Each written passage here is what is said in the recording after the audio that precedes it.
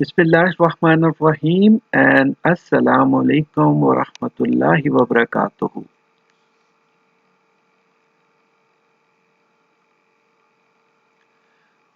Welcome to Quran class.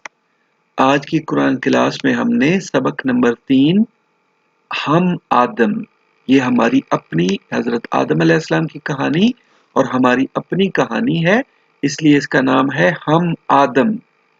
और इसको पढ़ने से पहले हमेशा की तरह सबसे पहले अल्लाह का नाम और फिर दुआ। तो शुरू करते हैं। आपने मेरे साथ पढ़ना है, बिस्मिल्लाहिर्रहमानिर्रहीम, रब्बि ज़िदनी इल्मा, ए मेरे रब मेरे इल्म में इजाफा फरमा। इंशाअल्लाह हमारा प्लान क्या है आज का? आज हम अपनी सबसे पहली गलती की बात करेंगे जो हमारे माँ बाप यानी आदम और हव्वा से हुई। आदम अलैहिस्सलाम और हव्वा अलैहिस्सलाम, ये मेल के लिए यानी मर्द के लिए अलैहिस्सलाम और फीमेल के लिए यानी औरत के लिए अलैहिस्सलाम। हिस्सलाम और हस्सलाम, ये थोड़ा सा फर्क है। तो हजरत आदम अलैहिस्सलाम और हजरत हव्वा अलैहिस्सलाम, तो इन दोनों से जो हुई थी, और इसके बाद हमें जन्नत से जमीन पर भेज दिया गया था। यानी हमारे माँ बाप से एक ऐसी गलती हुई थी कि जिसकी वजह से हमें जमीन पर भेजा गया था, उसी के बारे में हमने आज पढ़ना है। अल्लाह सुब्हाना व तआला ने आदम और हव्वा को जन्नत में रहने और हर तरफ जाने आने की, घूमने फिरने की और जी भर के खाने पीने की इजाजत दी थी। यानी जन्नत में वो जहाँ चाहते थे जा सकते थे, जो चाहते थे खा सकते थे, उनको कोई चीज रोक टोक नहीं थी। यहाँ इनको ना धूप लगती थी ना सर्दी सताती थी। यानी जन्नत का मौसम ऐसा है कि ना वहाँ पे धूप होती है और ना सर्दी, बहुत ही खूबसूरत और अच्छा मौसम होता है। उन्हें यहाँ हर तरह की आसाइश और सहूलत थी। यानी हर चीज, जो चीज वो चाहते थे, जो चीज वो सोचते थे, उनको मिल जाती थी। हर तरह की सहूलत और आराम उनको हासिल था। आसाइश भी आराम ही होता है, और सहूलत मतलब वो चीजें जो आसाइश देती हैं, यानी सहूलतें। तो हर तरह की आसाइश और सहूलत थी, और इन्हें यहाँ सिर्फ एक दरख्त के पास जाने से मना किया था। यानी उनके लिए क्या पाबंदी क्या थी? सिर्फ एक दरख्त का कहा था। जंगल में कितने दरख्त होंगे? यानी जन्नत में हजारों लाखों दरख्त होंगे, लेकिन सिर्फ एक दरख्त ऐसा था जिसके पास जाने से मना किया था उनको कि इसके पास नहीं जाना। लेकिन इब्लीस शैतान इनके पीछे पड़ा था और बार बार इनके दिल में मुख्तलिफ किस्म के शक व शुबहात और वसवसे डाल रहा था। शक और शुबहात का मतलब, शक और शुबहात वैसे तो सिनोनिम है, ये हम मानी अल्फाज है, लेकिन शक होता है किसी चीज का, किसी को कहा जाए कि ये इस तरह है, तुम्हें इसलिए मना किया है कि तुम जो है यानी तुम्हारा को फायदा ना हो जाए, ये इससे तुम्हारा नुकसान ना हो जाए, यानी शक डालना जहन में। और वसवसा और शक भी तकरीबन मिलते जुलते हैं। वसवसा डालना, डर डालना, शक डालना, तो वो उनके दिल में शक व शुबहात और वसवसे डाल रहा था। यानी हर थोड़ी देर बाद आ जाता था, उनको कोई और बात कहता था। तो फिर क्या था? आदम और हव्वा सोच में पड़ते लेकिन रुक जाते थे। यानी वो दोनों उसकी बातों को, उसके वसवसे पे सोचते थे लेकिन रुक जाते थे और इस दरख्त के पास नहीं जाते थे। फिर शैतान ने एक बड़ी चाल चली और इनसे कहा कि अगर तुमने इस दरख्त का फल खा लिया तो तुम हमेशा जिंदा रहोगे और तुम फरिश्ते बन जाओगे। यानी उसने दो बातें कही कि तुम हमेशा जिंदा रहोगे और तुम फरिश्ते बन जाओगे। फिर क्या हुआ? चले पढ़ते हैं आगे नेक्स्ट पेज पे। हम पढ़ रहे हैं कुरान क्लास सबक नंबर 3 और इसका नाम है हम आदम, यानी ये हमारी अपनी कहानी है। आदम, हजरत आदम अलैहिस्सलाम पहले इंसान थे, सब इंसानों के बाप थे। اور اس سبق کا نام ہے ہم آدم، یعنی ہماری اپنی کہانی۔ اوکے، سب سے پہلے ہم نے یہ 2 آیات پڑھنی ہے سورۃ البقرہ کی۔ سورۃ البقرہ دوسرے نمبر کی سورت ہے اور اس کی آیات 35 اور 36 یہ ہم نے پڑھنی ہے۔ کیا فرمایا گیا؟ وَقُلْنَا، اور ہم نے کہا، یا آدم، اے آدم، کہ اے آدم، اسکن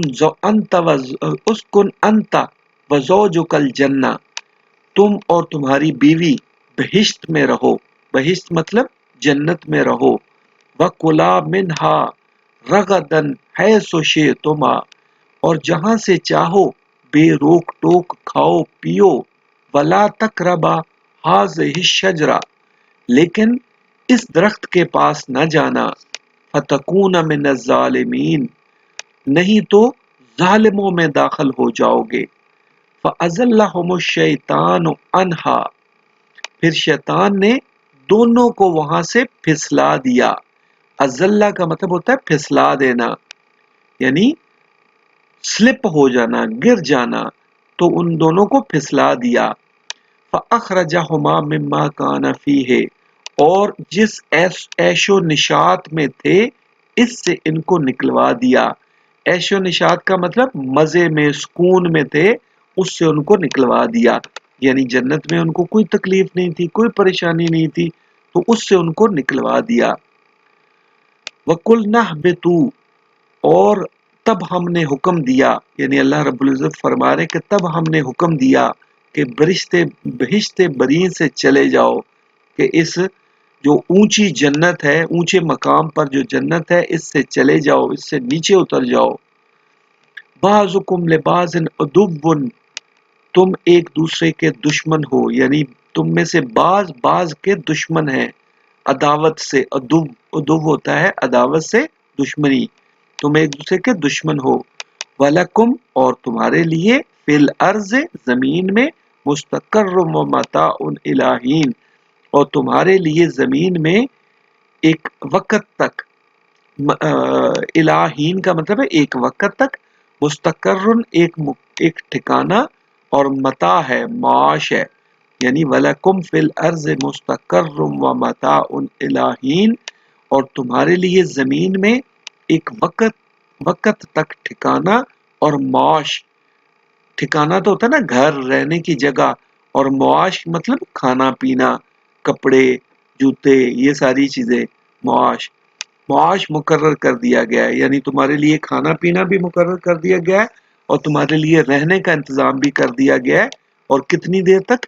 ایک وقت کے لیے، اور یہی وقت ہماری زندگی کا وقت ہے، یعنی یہاں پہ اس زمین پر ہم چند سالوں کے لیے ہے، ایک مقررہ وقت کے لیے ہے، اور پھر ہمیں واپس جانا ہے یہاں سے۔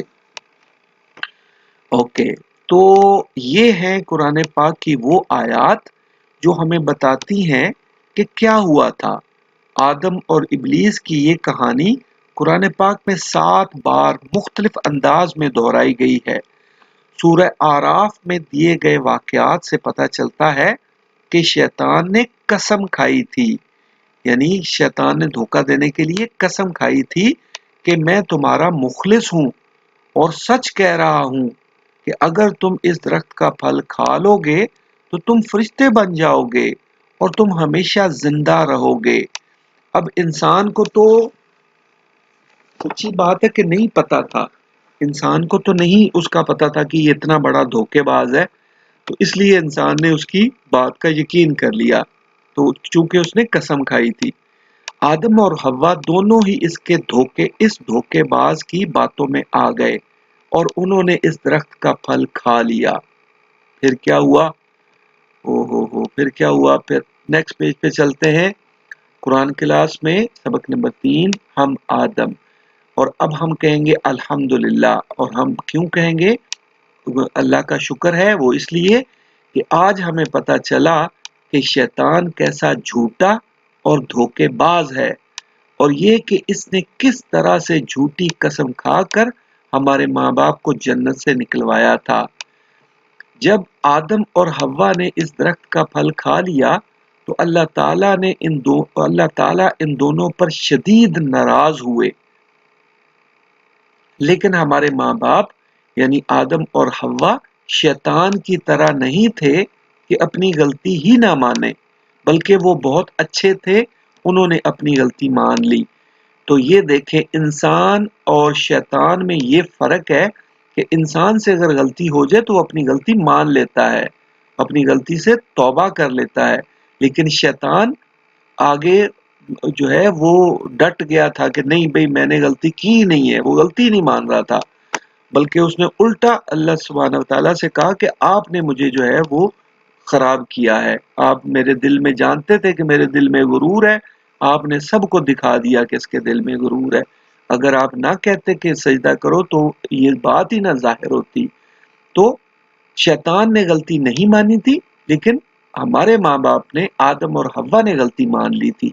اس لیے ہمیں بھی یہ سبق ملتا ہے کہ اگر ہم سے کبھی غلطی ہو جائے تو ہمیں اپنی غلطی مان لینی چاہیے، اس میں کوئی بری بات نہیں، بلکہ اس میں اچھی بات ہے۔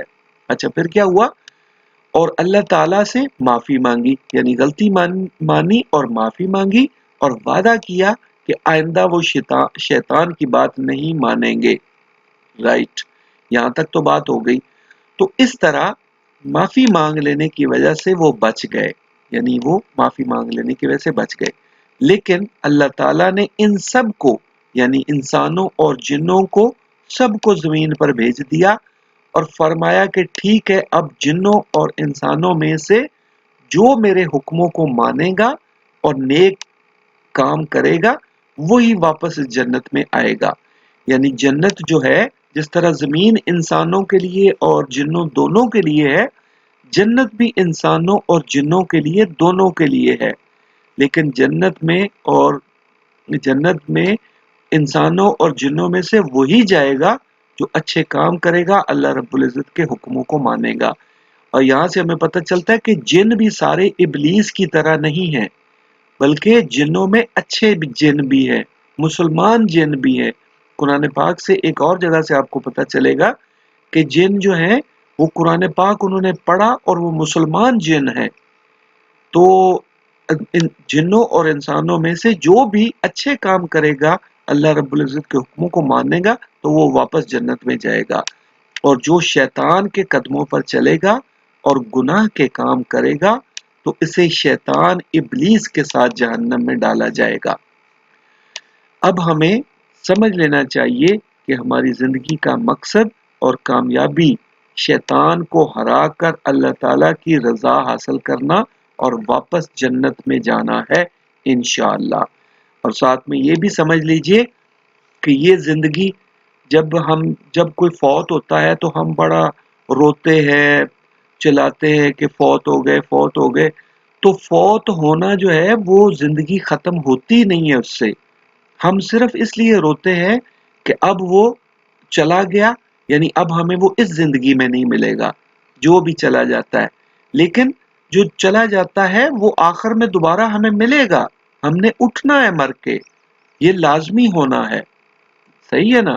تو یہ زندگی ختم ہونے والی چیز نہیں ہے، موت صرف ایک نیند ہے، اس کے سوا کچھ نہیں۔ جس طرح ہم ہر روز رات کو سوتے ہیں اور صبح اٹھ جاتے ہیں، اسی طرح موت بھی ہے کہ شام کو سوئیں گے، صبح دوبارہ اٹھ جائیں گے، رائٹ؟